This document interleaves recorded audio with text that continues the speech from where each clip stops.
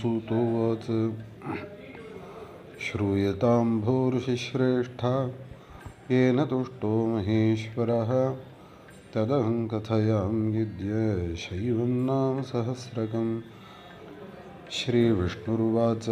शिवो हरो मृडो रुद्रः पुष्करः पुष्पलोचनः अर्थिगम्यः सदाचारः सर्वशम्भुः महेश्वरः चन्द्रापीडश्चन्द्रमौलिर्विश्वं विश्वम्भरेश्वरः वेदान्तसारसन्दोहः कपाली नीललोहितः ध्यानाधारोऽपरिच्छेद्यो गौरीभर्ता गणेश्वरः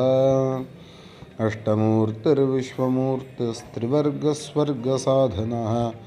ज्ञानगम्यो दृढप्रज्ञो देवदेवस्त्रिलोचनः वामदेवो महादेवः पटुः परिवृढो दृढः विश्वरूपो विरूपाक्षो वागीशशुचिसत्तमः सर्वप्रमाणसंवादी वृषाङ्को वृषवाहनः ईशः पिनाकी खड्वाङ्गी चित्रवेषश्चिरन्तनः तमोहरो महायोगी गोप्ता ब्रह्मा च धूर्जटिः कालकालः कृत्तिवासः सुभगः प्रणवात्मकः उन्नद्रः पुरुषो जुष्यो दुर्वासाः पुरशासनः दिव्यायुधस्कन्दगुरुः परमेष्ठी परात्परः अनादिमध्यनिधनो गिरीशो गिरिजाधवः कुबेरबन्धुः श्रीकण्ठो लोकवर्णोत्तमो मृदुः समाधिवेद्यः कोदण्डी नीलकण्ठः परश्वधी विशालाक्षो मृगव्याधः सूर्यतापनः धर्मधाम क्षमाक्षेत्रं भगवान् भगनेत्रभित् उग्रः पशुपतिस्तार्क्ष्यः प्रियभक्तः परन्तपः दाता दयाकरो दक्षः कपर्दी कामशासनः श्मशाननिलयसूक्ष्मश्मशानस्थो महेश्वरः लोककर्ता मृगपतिर्महाकर्ता महौषधिः उत्तरो गोपतिर्गोप्ता ज्ञानगम्यः पुरातनः नीतिस्सुनीतिशुद्धात्मा सोमः सोमरतः सुखी सोमपो अमृतपः सौम्यो महातेजा महाद्युतिः तेजोमयो मृतमयोन्नमयश्च सुधापतिः अजातशत्रुः आलोकसम्भाव्यो हव्यवाहनः लोककरो वेदकरः सूत्रकारः सनातनः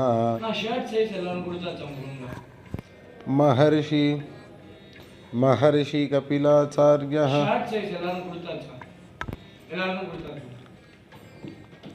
महर्षि कपिलाचार्यो विश्वदीप्तिः त्रिलोचनः पिनाकपाणिः भूदेवः स्वस्तिदस्वस्तिकृत्सुधीः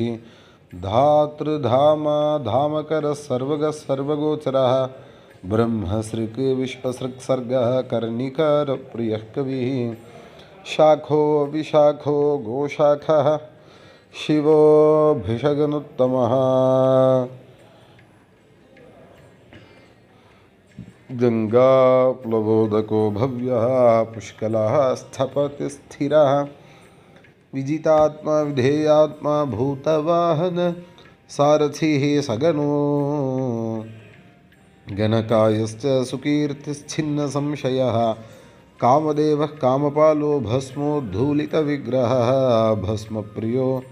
भस्मशायी कामीकान्तः कृतागमः समावर्तो निवृत्तात्मा धर्मपुञ्जः सदाशिवः अकल्मषश्चतुर्बाहुर्दुरावासो दुरासदः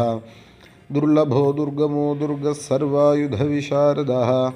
अध्यात्मयोगनिलयः सुतन्तुस्तन्तुवर्धनः शुभांगो लोकसारंगो जगदीशो जनार्दनः भस्मशुद्धिकरो मेरुः ओजस्वी शुद्धविग्रहः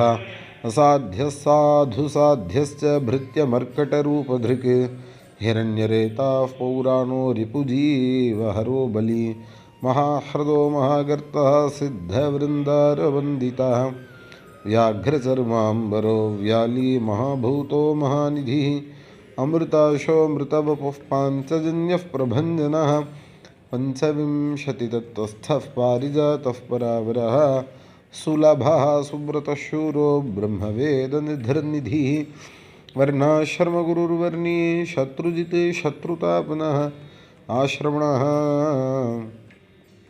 आश्रमः क्षपणः क्षामो ज्ञानवान् अचलेश्वरः प्रमाणभूतो दुर्ज्ञेयः सुपर्णो वायुवाहनः धनुर्धरो धनुर्वेदो गुणराशिर्गुणाकरः सत्यः सत्यपरो दीनो धर्मांगो धर्मसाधनः अनन्तदृष्टिरानन्दो दण्डो दमयितादमः अभिवाद्यो महामायो विश्वकर्म विशारदः वीतरागो विनीतात्मा तपस्वी भूतभावनः उन्मत्तवेषः प्रच्छन्नो जितकामो जितप्रियः कल्याणप्रकृतिः कल्यः सर्वलोकप्रजापतिः तरस्वी तारको धीमान् प्रधानः प्रभुरव्ययः लोकपालोऽन्तर्हितात्मा कल्पाधिः कमलेक्षणः वेदशास्त्रार्थतत्त्वज्ञो अनियमो नियताश्रयः चन्द्रसूर्यशनिः केतुर्वराङ्गो विद्रुमच्छविः भक्तिवश्यः परब्रह्म मृगबाणार्पणो नघः अद्रिरद्रियालयः कान्तः परमात्मा जगद्गुरुः सर्वकर्मालयस्तुष्टो मङ्गल्यो मङ्गलावृतः महातपदीर्घतपस्थविष्ठस्थविरो ध्रुवः संवत्सरो व्याप्तिः प्रमाणं परमं तपः संवत्सरकरो मन्त्रप्रत्ययः सर्वदर्शनः अजः सर्वेश्वरः सिद्धो महारेता महाबलः योगी योग्यो महातेजः सिद्धिः सर्वादिः अग्रहः वसुर्वसुमनः सत्यः सर्वपापहरो हरः सुकीर्तिशोभनः श्रीमान् वेदांगो वेदबिन्मुनिः भ्राजुष्णुर्भोजनं भोक्ता लोकनाथो दुराधरः अमृतशाश्वतः शान्तो बाणहस्तः प्रतापवान् कमण्डलधरो धन्वी अवाङ्मनसगोचरः अतीन्द्रियो महामायः सर्वावासश्चतुष्पथः कालयोगे महानादो महोत्साहो महाबलः महाबुद्धिर्महावीर्यो भूतचारी पुरन्दरः निशाचरः प्रेतचारी महाशक्तिर्महाद्युतिः अनिर्देश्य वपुः श्रीमान् सर्वाचार्यो मनोगतिः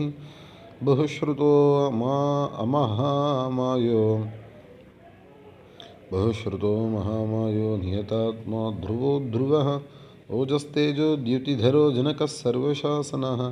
नृत्यप्रियो नित्यनृत्यः प्रकाशात्मा प्रकाशकः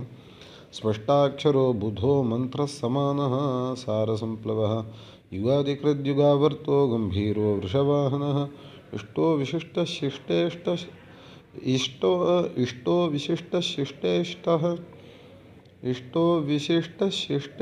सुलभसारशोधनः तीर्थरूपस्तीर्थनामा तीर्थदृश्यस्तु तीर्थदः अपान्निधिरधिष्ठानं दुर्जयो जयकालवित् प्रतिष्ठितः प्रमाणज्ञो हिरण्यकवचो हरिः विमोचनस्सुरगणो विद्येशो बिन्दुसंश्रयः बालरूपो बलोन्मत्तो विकर्ता गहनो गुहः करणं कारणं कर्ता सर्वबन्धविमोचनः व्यवसायो व्यवस्थानस्थानदो जगदादिजः गुरुदो ललितो भेदो भवात्मात्मनि संस्थितः वीरेश्वरो वीरभद्रो वीरासनविधिर्विराट् वीरचूडामणिर्वेत्तः चिदानन्दो नदीधरः आज्ञाधारस्त्रिशूली च शिपिविष्टशिवालयः वालखिल्यो महाचापस्तिग्मांशुः बधिरः खगः अभिरामः सुशरणः सुब्रह्मण्यः सुधापतिः मघवान् कौशिको गोमान् विरामः सर्वसाधनः लाटाक्षो विश्वदेहः सारसंसारचक्रभृत् अमोघदण्डो मध्यस्थो हिरण्यो ब्रह्मवर्चसे परमार्थः परो मयि शम्बरो व्याघ्रलोचनः रुचिः वीरञ्चिः स्वरबन्धुः वाचस्पतिः आहर्पतिः रविर्विरोचनस्कन्धः शास्ता वैवस्वतो यमः युक्तिरुन्नतकीर्तिश्च सानुरागः परञ्जयः कैलासाधिपतिः कान्तः सविता रविलोचनः विद्वत्मो वितभयो विश्वभर्ता निवारितः नित्यो नियतकल्याणः पुण्यश्रवणकीर्तनः दूरश्रवा विश्वसहो ध्येयो दुःस्वप्ननाशनः उत्तारणो दुष्कृतिः विज्ञेयो दुस्सहो भवः अनादिर्भूर्भुवो लक्ष्मीः किरीटीः त्रिदशाधिपः विश्वगोप्ता विश्वकर्ता सुवीरो रुचिराङ्गदः जननो जनजन्मादिः प्रीतिमान् नीतिमान् धवः वसिष्ठः कश्यपो भानुर्भीमो भीमपराक्रमः प्रणवः सत्पथाचारो महाकोशो महाधनः जन्माधिपो महादेवः सकलागमपारगः तत्त्वं तत्त्वविदेकात्मा विभुर्विश्वविभूषणः ऋषिर्ब्राह्मण ऐश्वर्यजन्ममृत्युजरातिगः पञ्चयज्ञसमुत्पत्तिर्विश्वेशो विमलोदयः आत्मयो निर्नाद्यन्तो वत्सलो भक्तलोकधृक् गायत्री वल्लभः प्रांशुः विश्ववासः प्रभाकरः शिशुर्गिरिरथः सम्राट् सुषेणः सुरशत्रुः मोघो अरिष्टनेमिश्च कुमुदो विगतज्वरः स्वयं ज्योतिस्तरुज्योतिः आत्मज्योतिः चञ्चलः पिङ्गलः कपिलश्मश्रुः भालनेत्रस्त्रयीतनुः ज्ञानस्कन्धो महानीतिर्विश्वोत्पत्तिरुपप्लवः भगो विवस्वानादित्यो योगपारो दिवस्पतिः कल्याणगुणनामा च पापः पुण्यदर्शनः उदारकीर्तिरुद्योगी सद्योगी सदसन्मयः नक्षत्रमाली नाकेशस्वाधिष्ठानपदाश्रयः पवित्रः पापहारी च मणिपूरो न भोगतिः हृत्पुण्डरीकमासीनः शक्रशान्तो वृषाकपिः उष्णो गृहपतिः कृष्णः समर्थो अनर्थनाशनः अधर्मशत्रुः अज्ञेयः पुरुहूतः पुरुश्रुतः ब्रह्मगर्भो बृहद्गर्भो धर्मधेनुर्धनागमः जगद्धितैषी सुगतः कुमारः कुशलागमः हिरण्यवर्णो ज्योतिष्मान् नानाभूतरतो ध्वनिः अरागो नयनाध्यक्षो विश्वामित्रो धनेश्वरः ब्रह्मज्योतिर्वसुधामा महाज्योतिरनुत्तमः मातामहो मातरिश्व नभस्वान्नागहारधृक् पुलस्त्यः पुलहोगस्त्यो जातुकर्ण्यः पराशरः निरावरणनिर्वारो वैरञ्च्यो विष्टरश्रवः आत्मभूः अनिरुद्धोत्रिर्ज्ञानमूर्तिर्महायशाः लोकवीराग्रणीर्वीरश्चण्डः सत्यपराक्रमः व्यालकल्पो महाकल्पः कल्पवृक्षः कलाधरः अलङ्करिष्णुः चलो रोचिष्णुर्विक्रमोन्नतः आयुःशब्दपतिर्वेगी प्लवनशिखिसारथिः असंसृष्टोतिथिः शक्रप्रमाथी पादपासनः वसुश्रवाहव्यवाहः प्रतप्तो विश्वभोजनः जप्यो जरादिशमनो लोहितात्मा तनूनपान् बृहदश्वो नभो योनिस्सुप्रतीकस्तमिस्रः निदाघस्तपनो मेघस्वक्षः परपुरञ्जयः सुखानिलः सुनिष्पन्नसुरभिशिशिरात्मकः वसन्तो माधवो ग्रीष्मो नभस्यो बीजवाहनः अंगिरा गुरुरात्रेयो विमलो विश्ववाहनः पावनसुमतिर्विद्वान् स्त्रैविद्यो वरवाहनः मनोबुद्धिरहङ्कारः क्षेत्रज्ञः क्षेत्रपालकः जमदग्निर्बलनिधिर्विगालो विश्वगालवः अघोरोऽनुत्तरो यज्ञश्रेष्ठो निःश्रेयसप्रदः शैलो गगनकुन्दाभो दानवारिः हरिन्दमः रजनीजनकश्चारुः निशल्यो लोकशल्यधृक् चतुर्वेदश्चतुर्भावश्चतुरः चतुरप्रियः आम्नायोऽथ समाम्नायस्तीर्थदेव शिवालयः बहुरूपो महारूपः सर्वरूपश्चराचरः न्यायनिर्मायको न्यायी न्यायगम्यो निरञ्जनः सहस्रमूर्धा देवेन्द्रः सर्वशस्त्रप्रभञ्जनः मुण्डो विरूपो विक्रान्तो दण्डीदान्तो गुणोत्तमः पिङ्गलाक्षो जनाध्यक्षो नीलग्रीवो निरामयः सहस्रबाहुः सर्वेशः शरण्यः सर्वलोकधृक् पद्मासनः परञ्ज्योतिः पारम्पर्यफलप्रदः पद्मगर्भो महागर्भो विश्वगर्भो विचक्षणः परावरज्ञो वरदो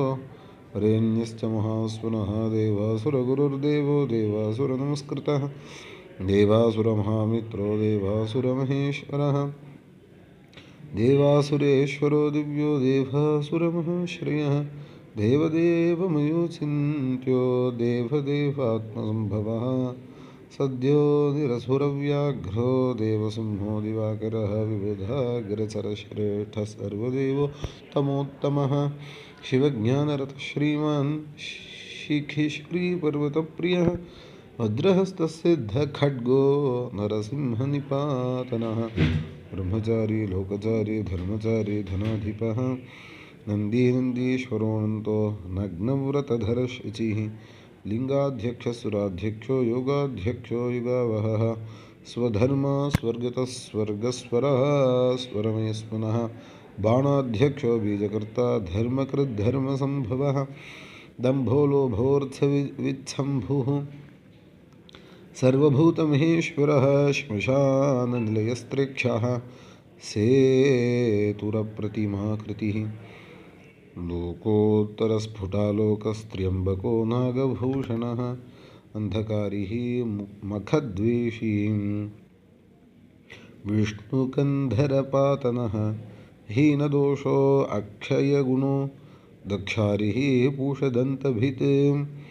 धूर्जटिः खण्डपरशुः सकलो निष्कलो नघः कालः सकलाधारः पाण्डुराभो मृडो नटः पूर्णः पूरयिता पुण्यः सुकुमारः सुलोचनः सामगेयप्रियो क्रूरः पुण्यकीर्तिः अनामयः मनोजवस्तीर्थकरो जटिलो जीवितेश्वरः जीवितान्तकरो नित्यो सुरेतावसुप्रदः सद्गतः सत्कृतः सिद्धिः सज्जातिः खलकण्टकः कलाधरो महाकालभूतः सत्यपरायणः लोककल्याणकर्ता च लोकोत्तरसुखालयः चन्द्रसञ्जीवनशास्ता लोकगूढो महाधिपः लोकबन्धुर्लोकनाथः कृतज्ञः कीर्तिभूषणः अनपायोऽक्षरः कान्तः सर्वशस्त्रभृताम्बरः तेजोमयोद्युतिधरो लोकानाम् अग्रणीरणुः शुचस्मितः प्रसन्नात्मा दुर्जयो दुरतिक्रमः ज्योतिर्मयो जगन्नाथो निराकारो जलेश्वरः तुम्बवीनो महाकोपो विशोकशोकनाशनः